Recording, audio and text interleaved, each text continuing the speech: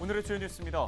국정감사장에서 박남춘 인천시장이 다시 한번 수도권 매립지 2025년 종료 입장을 분명히 밝혔습니다. 경기도가 13일 일산대교 운영사 청문회를 마친 뒤 공익처분을 통보할 것으로 보입니다. 공익처분 통보 뒤에는 일산대교 운영사가 통행료를 받을 수 없습니다. 코로나19 발생 이후 어려움을 겪었던 김포 지역의 고용 지표가 올해 회복세를 보이고 있습니다. 하지만 지역사회의 체감도는 여전히 낮게 나타나고 있습니다. 부천시가 자연재해나 임대료 체납 등을 이유로 거처 마련에 어려움을 겪는 가구에 긴급 주택을 지원하고 있습니다.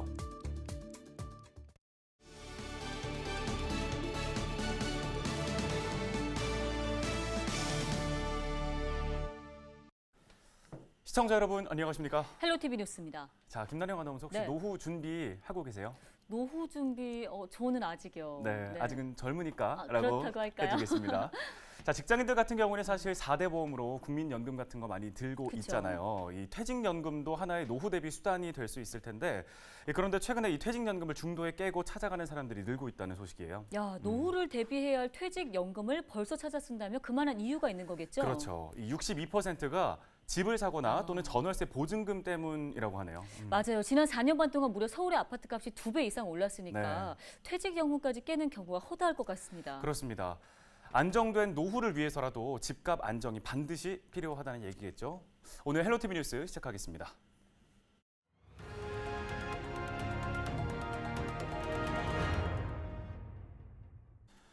네, 첫 소식입니다. 12일 국회 행정안전위원회가 인천시를 대상으로 국정감사를 진행했습니다.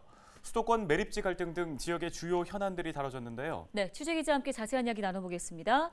자, 이재필 기자, 일반적으로 지자체 국정감사는 이제 해당 지역 청사에서 진행이 되는데 올해는 코로나19 때문에 국회에서 진행이 됐죠?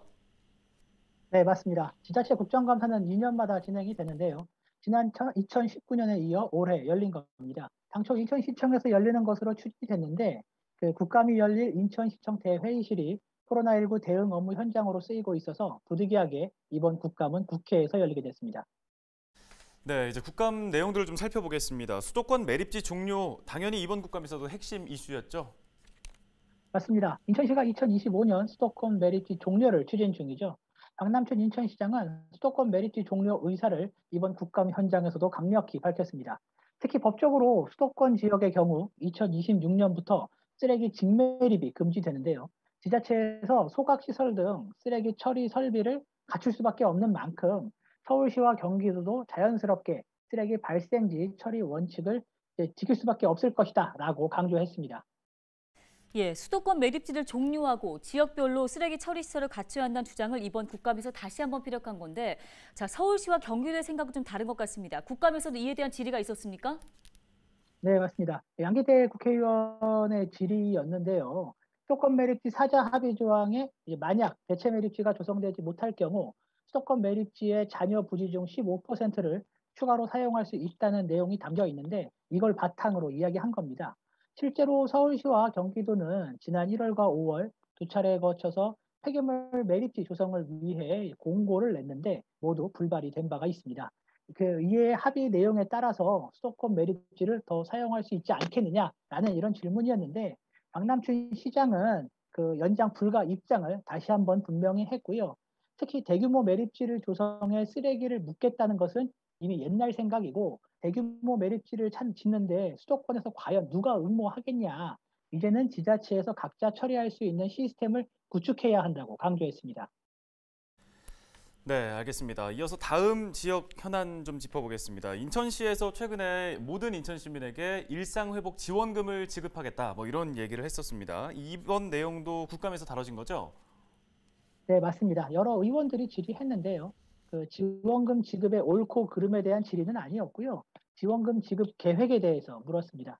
이에 박남천 인천시장은 코로나19를 딛고 일상이 회복되는 시점에서 그동안 애쓴 시민들에게 위로금 형식으로 지원할 계획이라고 이렇게 밝혔는데요. 1인당 10만 원, 필요 재원은 3천억 원입니다. 예산에 여유가 있어서 지방채 발행 없이 사업비를 확보할 수 있다고도 덧붙였는데요. 박남춘 인천시장은 11월경 추경에서 예산을 확보하고 12월 안으로 인천 그 경제에 가장 도움이 되는 방식으로 지원금을 지급하겠다고 말했습니다. 네, 또 인천시의 공공의료 확충 방안도 이번 국감의 주요 이슈 중에 하나지 않았습니까? 네, 맞습니다. 그 인천은 공항과 항만이 있는 대한민국의 관문이지만 감염병 전문 병원 등 공공의료 시설은 굉장히 부족하죠. 이에 대한 인천시 차원의 대응을 이제 요구한 건데요. 인천시는 서울대병원과 지역 공공보건의료 역량 강화를 위한 업무 협약을 체결한 바 있죠. 감염병 등 국가 재난 대응 의료시설 확충과 공공의료발전 정책 협의체 구성 등의 두 기관이 서로 협력하기로 약속했는데요. 이와 함께 인천시는 제2인천의료원 건립을 위한 용역도 추진 중에 있습니다. 이뿐 아니라 정부의 감염병 전문 병원 유치를 위해 지역 정치권과 시민사회도 한 목소리를 내고 있는 상황인데요. 박남천 인천시장은 공공의료 확충은 지역사회의 주요 관심사항이자 열망이라며 추진 중인 모든 사업이 성공적으로 완료될 수 있도록 최선을 다하겠다고 강조했습니다. 네, 지금까지 인천시 국정감사에 대한 이야기 들어봤습니다. 이재필 기자였습니다. 다음 소식입니다. 부평 미군기지 주변의 지하수에서 기준치를 초과한 유해 물질이 검출됐습니다. 환경부에서 공개한 2분기 캠프마켓 주변 지역 현장 조사 결과를 살펴보면 지하수 모니터링 지점 중 한 곳에서 기준치의 9배가 넘는 TCE가 확인됐습니다.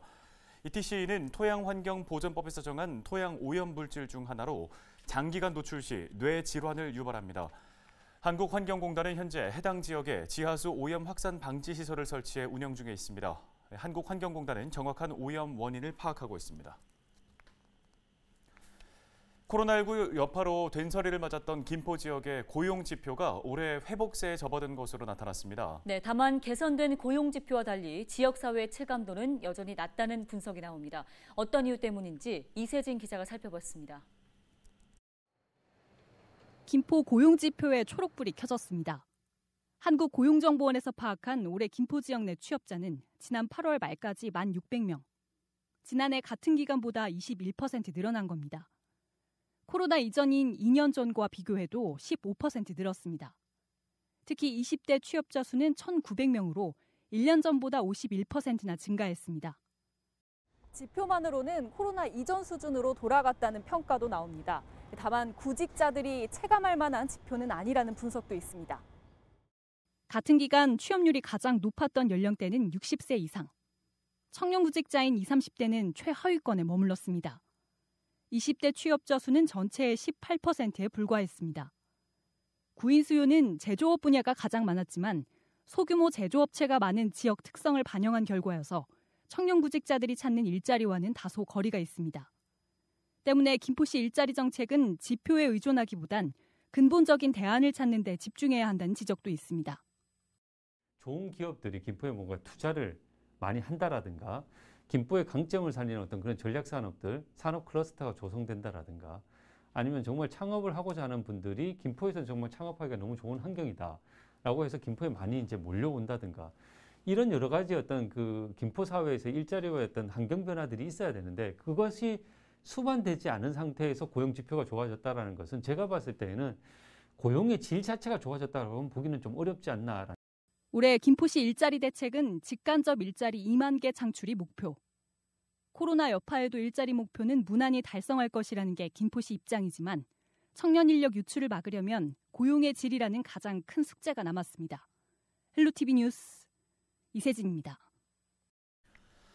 네, 코로나19 때문에 고용 시장에도 한파가 불어닥쳤었는데 이 김포의 고용 지표가 개선됐다는 거는 뭐 기뻐해야 할 일이겠습니다만 그게 양질의 일자리 또 좋은 일자리인가 하는 거에서는 다른 문제가 아닌가 싶어요. 네, 그렇습니다. 한창 일할 나이인 20, 30대 청년 취업률도 주의 깊게 살펴봐야 할 부분인 것 같습니다. 자, 지역의 산업 생태계나 지역 경제 근본적인 체질 개선이 필요한 게 아닐까 이런 생각도 해봅니다. 네.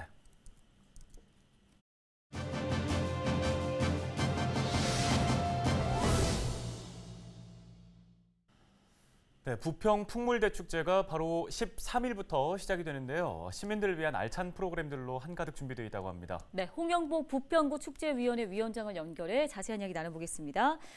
자, 위원장님 먼저 올해로 25회째를 맞는 부평구 풍물대축제 어떤 행사인지 소개 부탁드리겠습니다. 예, 오늘 여러분들이 기대를 많이 하는 풍물대축제가 올해도 아주 코로나19로 인해요.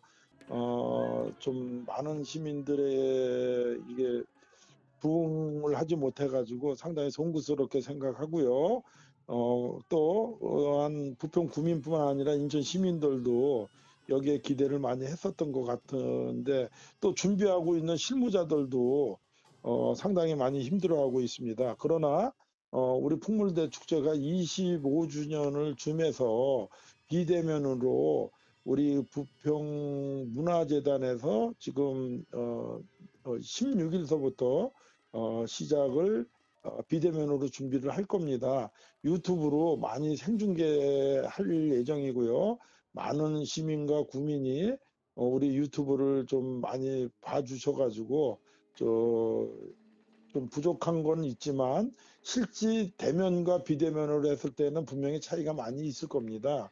그러나 비대면으로 해서 여러분들한테 많은 걸 선보일 것이니까 여기에 대해서 많이 좀 응원 좀 하여 주시겠으면 감사합니다.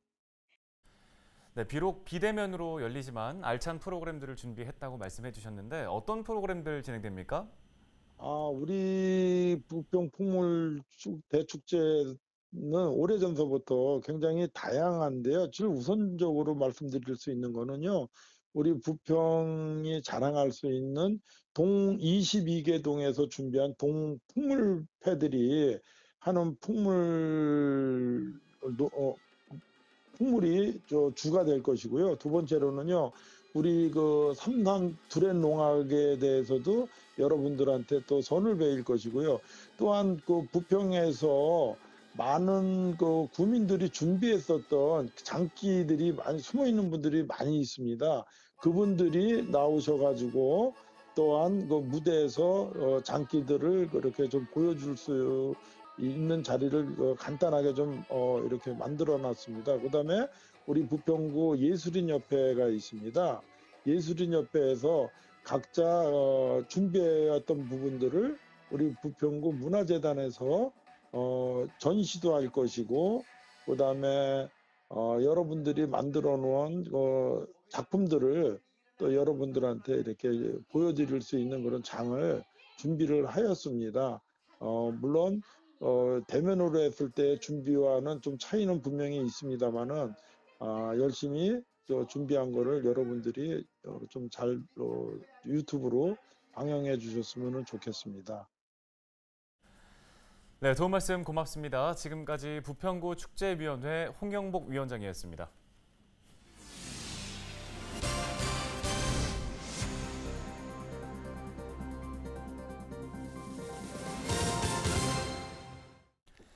네, 이어서 키워드 뉴스입니다. 오늘의 첫 번째 키워드 바로 일산대교 무료화, 곧 강행입니다. 자, 경기도가 일산대교 운영사의 사업 시행자 지정을 취소하고 일산대교를 공익 처분하겠다고 밝힌 바 있는데요. 13일 운영사인 일산대교 주식회사의 입장을 듣는 청문회를 다시 갖고 청문 결과를 통보할 방침입니다. 경기도가 일산대교 측에 공익 처분을 통보하면 즉시 효력이 발생해 일산대교 운영사는 통행료를 받을 수 없게 됩니다. 공익처분은 지자체가 공익을 위해 민간 사업자의 사회 기반 시설 관리 운영권을 취소한 뒤 민간 사업자에게 보상을 해주는 건데요.